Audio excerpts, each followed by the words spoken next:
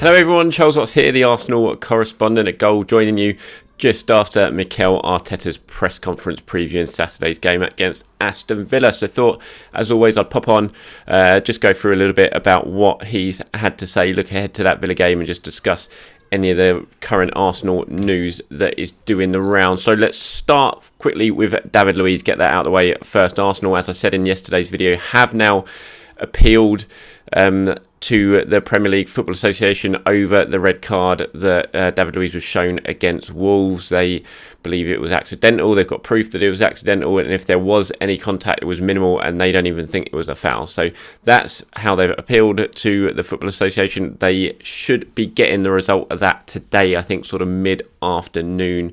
Why? So please do head over to my social media channels throughout the day to find out. As soon as I hear news of how that appeal has gone, I will put it out there.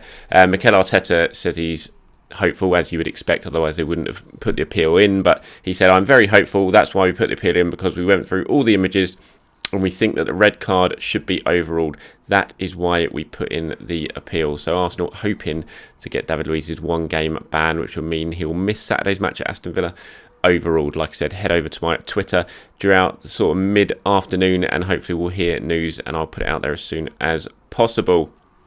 So that was the kind of newsiest part really of the press conference out the way. Then there was lots of updates on potential injuries and Aubameyang, Pepe's form and things like that. So I'll go through a few of the bits here with you. We'll start off with the sort of injury news, and certainly the main thing is the goalkeeper situation for Arsenal. Obviously they're going to be without Bernd Leno this weekend because of that red card against Wolves. Although Arsenal appealed the David Luiz one, they certainly won't be appealing the Bernd Leno one. I think that was as clear as a red card as you're possibly going to see.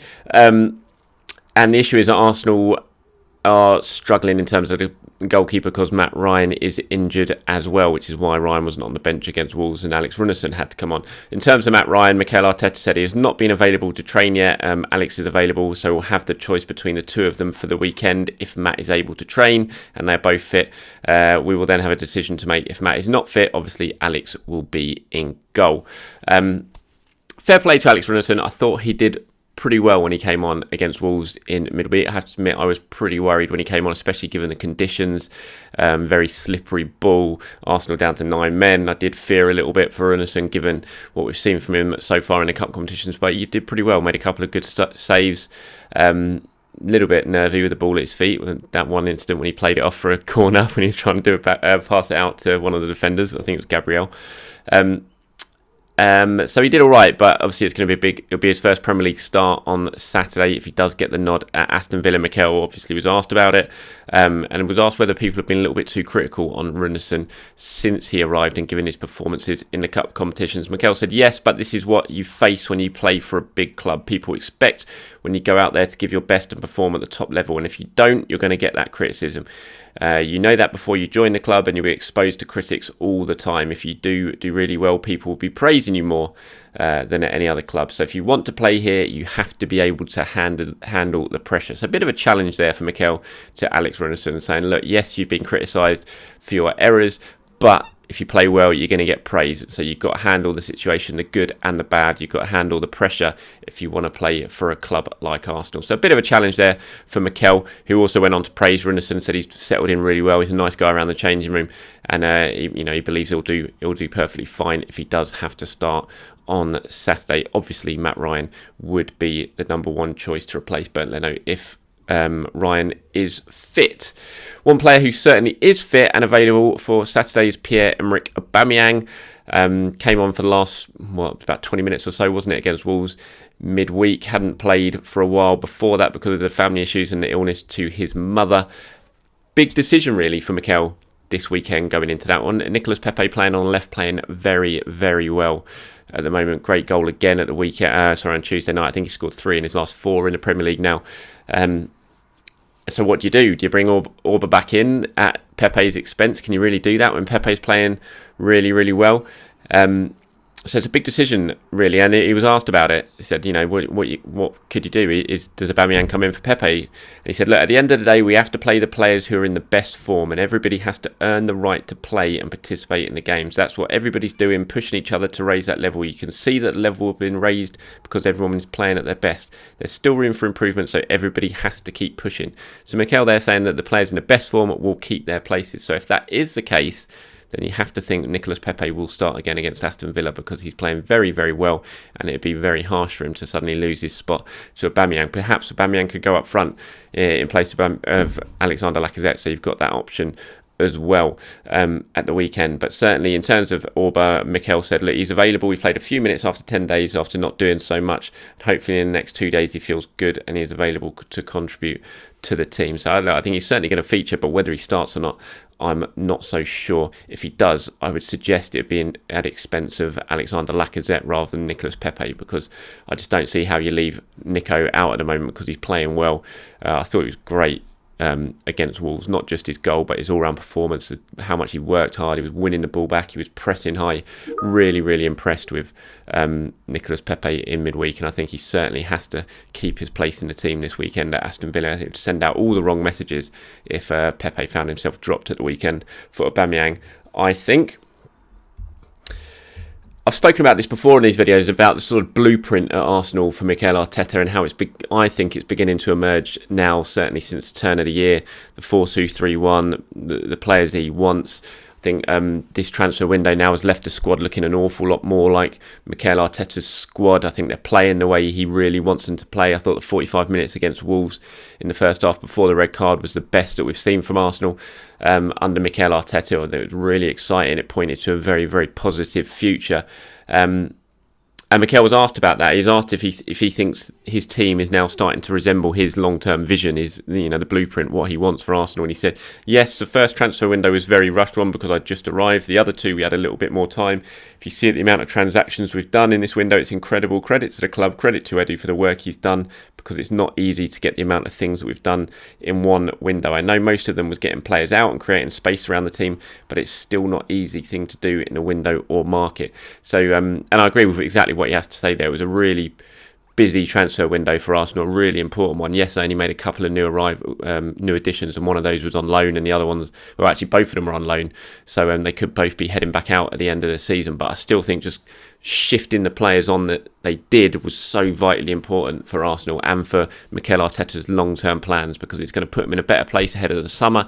They're going to know exactly what they're going to need to do in the summer. I think it was a really important window, and as I've said before, I can just see positive signs at Arsenal now, whereas not long ago it was pretty doom and gloom. But I think at the moment it's looking much better for Arsenal and under Mikel Arteta, and we're beginning to see the vision of what he wants and how he wants the team to play and how he wants the squad to be set up beginning to emerge. One thing they didn't do in the transfer window was sign a new left back. That was something they were hoping to do. They didn't get it done. And at the moment, obviously, Cedric's playing there because Kieran Tierney's injured, and I'll talk about Tierney in a little bit and that injury. And when it was asked, was that left back the only thing you didn't manage to do in the transfer window that you wanted to? He said, we cannot do everything. As I mentioned before, there are many things we had to do in this transfer window, and we had to focus on the priorities for that. We almost did everything we wanted to do. But when you talk about squad evolution, it's going to take time and a big effort. Things have to happen your way as well, and that's not the case all of the time. So Arsenal couldn't quite get a deal over the line for a left back. But as I said, I don't think they weren't going to just throw money and try and fix that solution just for the sake of it. I think they're going to give themselves time. They think they've got cover. Cedric's playing well. Saka, although you don't want to take him out the front line, can play there, and then you've got other options to replace Saka in the forward line if needs be. So there's no point doing something just for the sake of it in January. I think that's ultimately what Arsenal decided. They thought, okay, we'll wait until the summer. We'll look at who we can get then. Maybe not rush into a decision that we would have had to have done in January. And I think that's a perfectly understandable situation for Arsenal. And what Mikel says there about taking time and taking more transfer windows to really evolve this Arsenal team, it's absolutely right. As I was speaking about before, the evolution of Arsenal under Arteta, the blueprint that is beginning to emerge, that's taken 3 windows already, and we're still nowhere near. We're still probably only about halfway there. I think we're still going to look at this summer's window, potentially next summer's window, and the January one in between as well, before we really start seeing this Arsenal team absolutely be in the squad that Arteta has wanted to build. So it's that horrible word in football, patience. No one really wants to hear it. We all want success straight away, but when you take over a club like Arsenal, where they were when Arteta arrived, there is no quick solution. There's no quick fix. It's going to take time. It's going to take a lot of work. It's going to take a lot of decent recruitment to get Arsenal back amongst the big boys again in the Premier League. And hopefully they are on the right path there now, but it's still a long way off, and you're going to have to accept that it's going to take a bit of time. In terms of the left backs, like we were talking about just then, and the solutions they were possibly looking at, this is being looked at because of, obviously, Kieran Tierney's injured at the moment.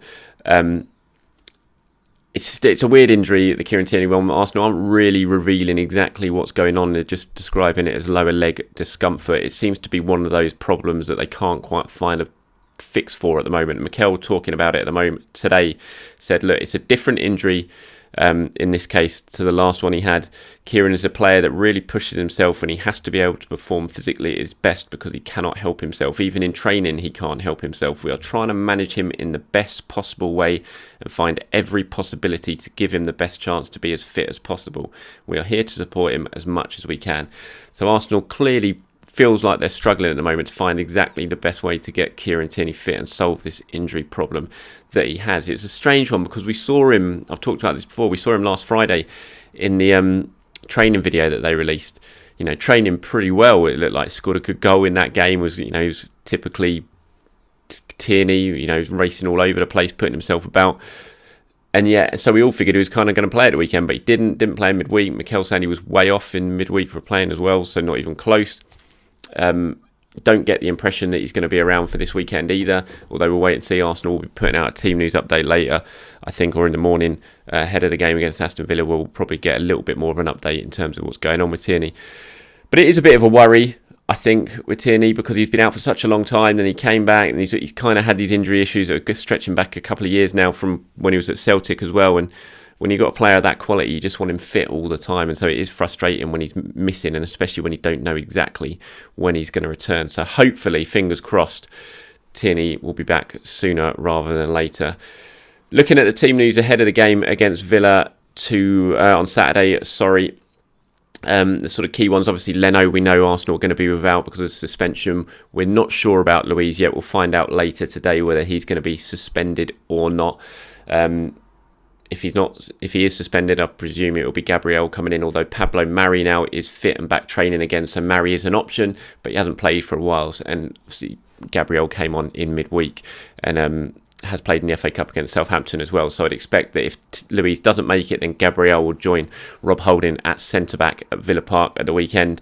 Obviously, we've spoken about Kieran Tierney. He's a major doubt for the weekend, looking unlikely with this leg injury that he has. Matt Ryan is still not training, hasn't trained yet all week. He's got this hip problem.